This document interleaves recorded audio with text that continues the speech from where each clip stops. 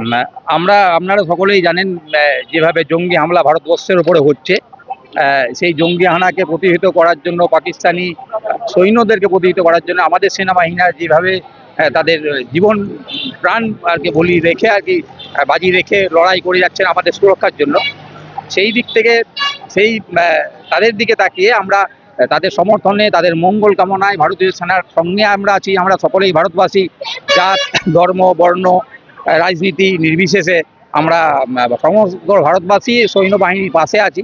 সেই বার্তা তাদেরকে দেওয়ার জন্য আমরা আজকে শহর তৃণমূল কংগ্রেসের পক্ষ থেকে উপস্থিত হয়েছিলাম এই দুবরাজপুর বাস স্ট্যান্ডে। আমরা সাধারণ পথ চলতি মানুষদের হাতে ভারতীয় জাতীয় পতাকা তুলে দিয়েছি, ওয়ারেস তুলে দিয়েছি, এবং এই যে অনুষ্ঠান এই অনুষ্ঠান আমরা করলাম সেখানে দুবরাজপুর শহর তৃণমূল কংগ্রেসের সকল নেতৃত্ব, আমার রাজ্য নেতৃত্ব ডক্টর দেবব্রত সাহা থেকে আরম্ভ করে আমার দুবরাজপুরের সমস্ত নেতৃত্ব হাজির ছিল।